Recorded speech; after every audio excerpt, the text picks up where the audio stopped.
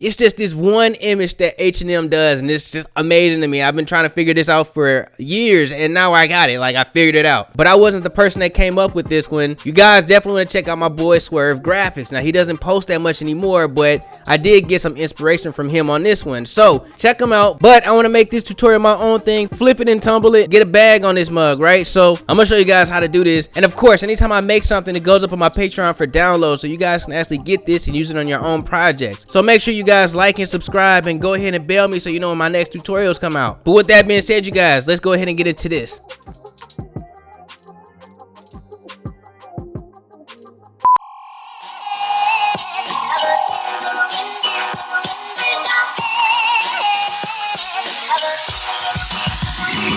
Alright, you guys, so this is what I created. It looks pretty good. It's very unique. It's a little bit different from what Swerve did. As a matter of fact, it's a whole lot different from what H&M did, but it's in the same concept of. And I want to show you guys how I got to this point, right? So what we're going to do is we're going to start a new layer, and on this new layer, I'm going to drag out some guides real quick. So I'm going to put a guide maybe like right here, and another one like right here. And I'm going to try to contain this design within these spaces right here. And this is only because I want to recreate what I already did. I'm just going to go ahead and lock down this layer. So on this new layer, I'm just going to go ahead and take the line segment tool, which is this tool here, and just drag out a line.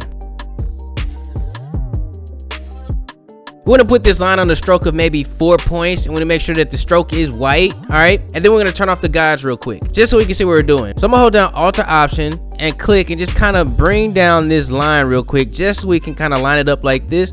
And what that did was it created a double. So if you guys remember my duplicates and stuff like that, this is how I make this. Now, what I haven't taught you guys was kind of like a repeater, right? So if I hold down Command D, it's gonna create the same action that I just created. So I'm gonna hold down Command D, and that's gonna take us down to this line right here.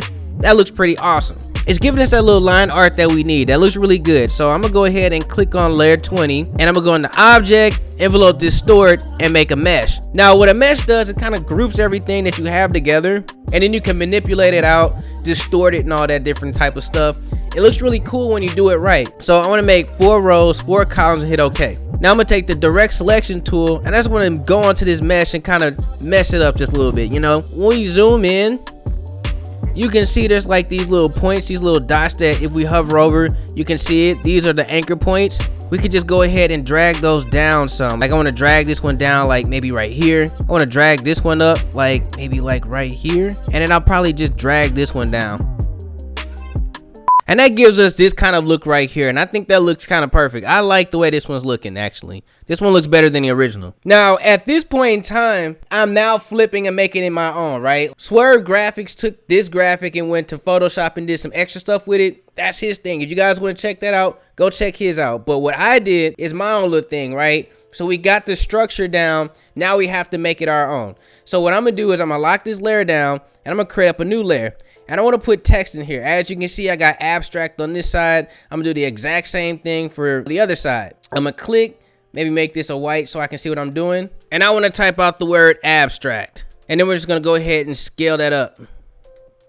And that looks pretty good right there. Now, for us to manipulate text like we have here, it would be cool just to go ahead and turn this into an outline or whatnot and just scale up the outline. But in Illustrator, we don't get that kind of like knockout feel, you know what I'm saying? Because we're in Illustrator and not Photoshop, we'd have to take extra steps for that to actually work out. So what I'm gonna do is I'm gonna go ahead and turn this text into an object. So what I'm gonna do is I'm going to type and create outlines. Like I said, this turned this into an object, right? Now if I go into Object, Path, and Offset Path, what this is gonna do is it's gonna create like this bulk behind it, right? But the bulk is like a stroke, except it's controlled. Like, look at that, it looks really nice. I'm gonna go ahead and hit OK. And what I wanna do is just kind of change the color of it. So I'm just gonna go ahead and make this gold right here. That's all right with me.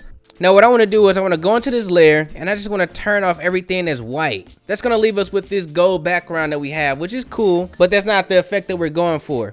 Okay, so now that we got that, what I'm going to do is I'm going to turn this into a black maybe, and then we're going to put like, you know, a stroke of white on here, maybe a stroke of 4. And this essentially is the effect that we want, except it's not what we want because this A is behind the B is behind the S is behind the T and all that stuff. We didn't get to really kern this.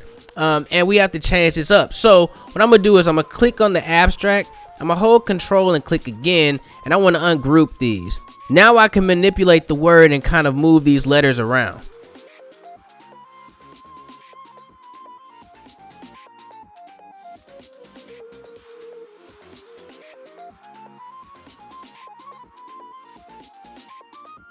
Now this is looking really good. Like, this is looking amazing, actually. Look at it, you know, like a work of art, you know what I'm saying? The only problem is the black is still in here. We got to make sure that this black is gone, right? So what we need to do is we need to make sure that this is an actual object that can move around in different colors, because if I was to turn off this black background, this is what we get. This is not what we want, right? So what I'm gonna do is I'm gonna take all of these layers, I'm gonna put it into one layer, and then I want to rasterize this layer. Now this turns this into a picture. If we go ahead and image trace this picture, now we get our vectors back, right? And I can just go ahead and magic wand the black and delete that out. So if I hit layer 22 and I put this on maybe like, I don't know, a gold like the other one was on, this is what we get. Let me just go ahead and add back this black background real quick so you guys can see what's going on here. But there's just one thing that we need to change up real quick, and it's just that these little dots right here between the B and the S and the R and stuff like that, that has to go. And the reason why is because it's hard to print. If you guys are doing screen printing, it's really easy, but if you guys are doing like vinyls and stuff like that, that's a very hard thing to do. So I'm just gonna go ahead and delete those out. And with that, that's basically the effect. Now, because I want to test this, I'm just going to put this in my mockup over here. Now, I did make a mockup, right? And it does exist on Illustrator. That's something that you can do. I will be putting out that video soon. But if you guys want this mockup right here, it is already on my Patreon account. You guys can just go in there and get it. But I'm just going to go ahead and make a new layer inside of this mockup. And I'm going to hit Command F. And I just want to move that over here into the mockup and then scale it in. And this is what we get. And that looks really good to me. I don't know. You guys let me know in the comment section below how you feel about it. But with that being said, you guys, that's the effect. And it looks really good to me, you know. I've been thinking on ways to improve it, but I think this is maybe the most simplest way of doing this. If you guys agree with me, let me know in the comment section below. But with that being said, you guys, I have to get up out of here. So, stay amazing, stay creative, above all else, stay awesome.